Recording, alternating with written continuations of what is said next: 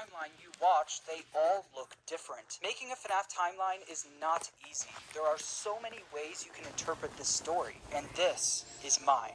So let's start at the beginning. Back in the 70s, a company called Fazbear Entertainment got its start by creating different props and mascot costumes for carnivals, and specifically for something called the Fall Fest. The Fall Fest featured various mascot characters such as a bird, an elephant, and the most popular of all, Fredbear and Bonnie. These specific mascot costumes were so popular, Fazbear Entertainment opened a dedicated restaurant for them called Fredbear's Family Diner, featuring the same Fredbear and Bonnie mascot costumes from the Fall Fest. What Fazbear Entertainment didn't account for, though, was one of their animatronics from the Fall Fest going rogue, ending in a giant fire, with most of everything from the Fall Fest being destroyed.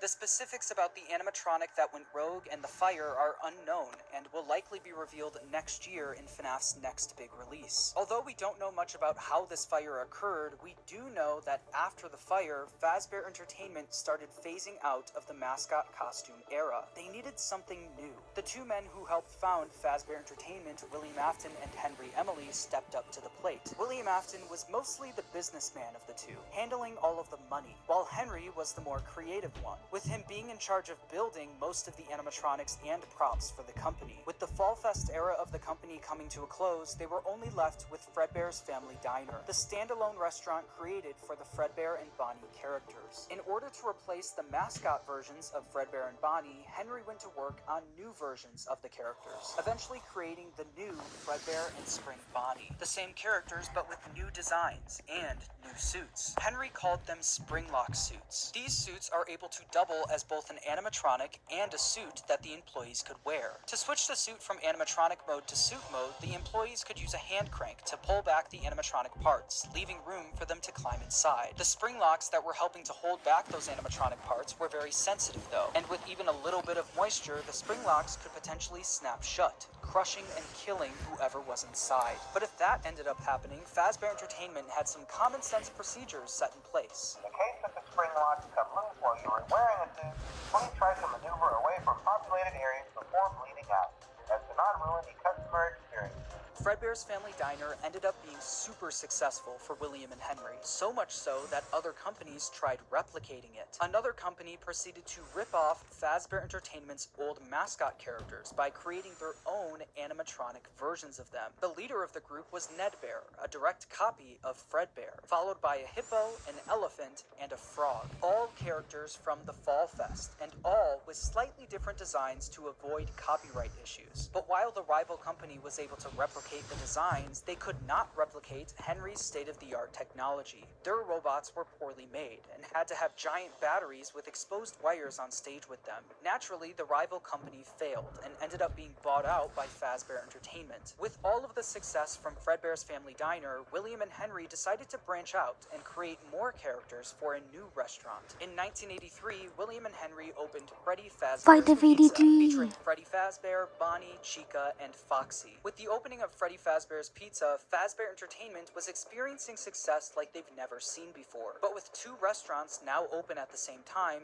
more success also meant more work for William and Henry. The duo were so wrapped up in work that they started neglecting their own families. William was the father of 3 kids, the eldest, Michael, the crying child, and Elizabeth. The crying child has yet to have a 100% confirmed name, so for this video, he will just be called the crying child. Meanwhile, Henry had one kid, a daughter named Charlie. The business partners spent most of their days working, so they both created different ways of taking care of their kids. Henry was was the robotics genius, so he used his talents to create a new animatronic to watch Charlie for him. It was called the security puppet. This animatronic would sit by the door of Freddy Fazbear's Pizza and make sure that Charlie wasn't able to leave the building. This made it so Charlie could play at the restaurant while Henry worked, without Henry having to worry about her leaving the building or getting kidnapped. The robot was linked directly to a green bracelet that Charlie was wearing. If Charlie, wearing the green bracelet, tried leaving the building, the security puppet would spring into action. William, on the other hand, was the businessman of the company. He cared more about making money, but also saving money. Naturally, he decided to just force his eldest son Michael to babysit while he was at work. Michael was mostly in charge of babysitting the crying child. The crying child didn't have many friends, but he did have a close relationship with his plushies. These plushies were of characters from his favorite show, Fredbear and Friends, Fazbear Entertainment's newest cartoon, featuring Fredbear, Freddy, Bonnie, Chica, and Foxy. The crying child's favorite character, though, was Fredbear. He especially loved his Fredbear plushie. Although he loved the plushie version of the characters, the animatronics would soon become a different story. One day, while visiting Fredbear's family diner, the crying child saw something that would scar him for the rest of his life. While wandering the restaurant, he walked by the employees only room, where an employee accidentally left the door open. Inside the room was his father, William Afton, helping another employee into a spring Bonnie suit. But through the eyes of the crying child, this looked like someone was literally being stuffed into an animatronic suit. The crying child was so young that he wasn't educated on how the mascot characters worked, so seeing a human be put inside of one terrified him. When a child experiences something traumatic, their brain naturally tries finding ways to deal with that trauma. The crying child's way of dealing with his trauma was by creating an imaginary friend. This imaginary friend took the form of the object he loved the most, his Fredbear plushie. His new imaginary friend Fredbear followed him wherever he went, shape-shifting into flowers, hiding behind cars and in the sewers, with nobody being able to see him except for the crying child. When the crying child was overwhelmed, the plushie would talk to him and try to calm him down. Even when the plushie wasn't around, it was still able to speak to him, because it lived in his mind. While the crying child was dealing with the trauma of seeing what he thinks was someone being stuffed into a suit, his brother Michael was only making it worse. Michael knew about what happened with his younger brother and used it against him. Every day while babysitting the crying child, Michael would put on a Foxy mask, hide somewhere in the house, and jump scare his little brother.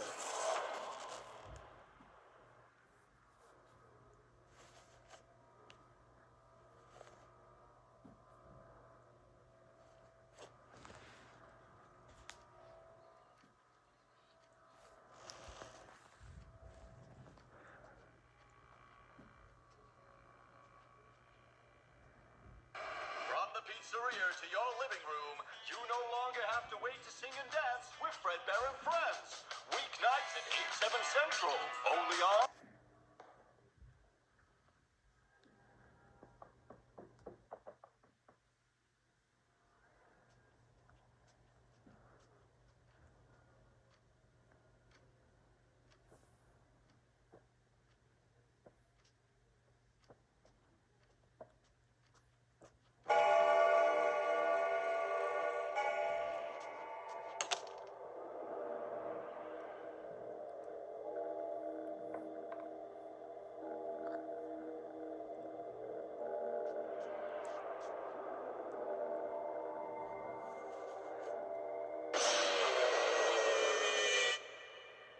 Through all of Michael's bullying, the crying child's imaginary friend Fredbear would comfort him and talk him through the situation, saying, "You know he is hiding again. Be careful. Tomorrow is another day." Michael wasn't the only one bullying the crying child, though. The local kids in the neighborhood heard about why the crying child was so scared of the pizzeria, even making up fake rumors related to what the crying child thought he saw there. "You'd better watch out. I hear they come to life at night. And if you die, they hide your body and never tell anyone." But all of this bullying would come to a head on one special day, the crying child's birthday. Ironically, his birthday party was being held at Fredbear's family diner. Because he was so terrified of being at the pizzeria, he hid under the table, not knowing that Michael and his friends were nearby, planning a prank that would go terribly wrong.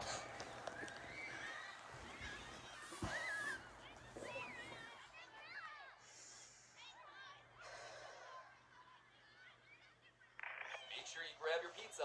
Fredbear and Spring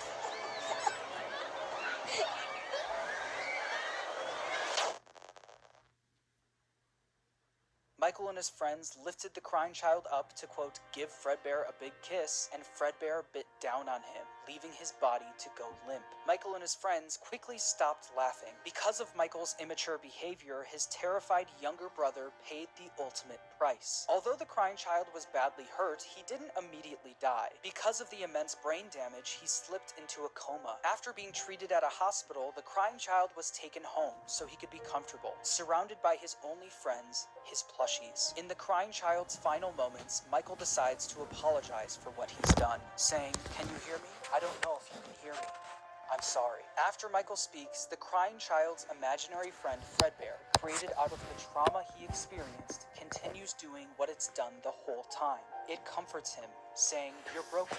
We are still your friends. Do you still believe that? I'm still here. I will put you back together." This would be the final thing the crying child hears before he dies. The crying child's spirit would then live on in the Fredbear suit, the thing that took his life. The crying child's death wasn't just an accident. It was directly caused by Michael's recklessness. This is something that Michael could potentially face jail time for, so it needed to be covered up. Since the crying child was being kept at home, no one else knew that he ended up passing away. So William and Michael ended up burying the crying child's body in the middle of the woods where no one would find him. No tombstone, no flowers, just a pile of dirt, an unmarked grave, and a lifetime's worth of guilt that Michael would have to live with. Shortly after the incident, Fredbear's family diner was quickly shut down, and Fredbear was completely wiped from existence. The Fredbear and Friends TV show turned into Freddy and Friends on tour. The Fredbear and Spring Bonnie Springlock suits also ended up being moved into the back room of Freddy Fazbear's Pizza, mainly being used as spare suits if one of the Freddy's animatronics broke down. The death of William Afton's youngest son was a pivotal moment in this story, specifically William Afton's story. This was the first domino to fall. A father losing his son is a traumatic situation, and while any other father would take time to grieve, be sad, and properly deal with such a big loss, William Afton took a different route. Afton definitely was upset about his son dying, but it wasn't because he felt bad for his son. It was because it was embarrassing to him. William Afton was a narcissist. He had little to no empathy. All he cared about was work and comparing himself to his business partner, Henry. Henry had a wife, a kid, and a talent for robotics that Afton was utterly jealous of. The death of the crying child sent Afton over the edge because while Henry's family was still perfect, his was now broken. Henry and William had different ways of taking care of their kids, and while Afton employing his eldest son failed, Henry's security puppet succeeded. Henry's daughter, Charlie, lived on. Afton had a hard time dealing with this feeling of embarrassment. He started becoming an alcoholic, frequently visiting the local bar called Junior's. One night, though, after drinking a little too much and getting kicked out of the bar, he decided that he was going to settle the score with Henry. Afton, drunk and filled with rage, drove from the bar to Freddy Fazbear's Pizza, where he knew Charlie was being watched over by Henry's security puppet. Afton planned on risking everything to kill Henry's daughter, Charlie. He didn't care if he got caught, and he didn't care if he went to prison. But when Afton got to Freddy's, he noticed that Charlie was standing outside by herself. It turned out that some bullies were able to trap the security puppet in its box and lock Charlie outside the building, giving Afton the perfect opportunity to kill Charlie outside of the pizzeria. The security puppet was eventually able to escape its box and went looking for Charlie. As Afton sped away, the puppet noticed that Charlie was outside in the pouring rain. It then did what it was programmed to do and went to protect her. But as the puppet got closer to Charlie's body, the rain started making it short circuit. It was forced to crawl its way over to her until the rain got to be too much, and the puppet shut down right next to Charlie's body. While Charlie and the puppet lay lifeless next to each other, Afton was speeding home, driving right past where he buried his son and the bar he got kicked out of. When Afton got home, he was met with his wife sitting in the living room watching TV, and Michael in his bedroom. Afton was a drunk and abusive father, and fully blamed Michael for what happened to his youngest son. Mrs. Afton tells him to leave Michael alone because he's had a tough day, but Afton doesn't listen. He goes over to Michael's room and pounds on the door, only for the door to be locked. He then makes his way That's all for around today, the house guys. to try and find Bye. a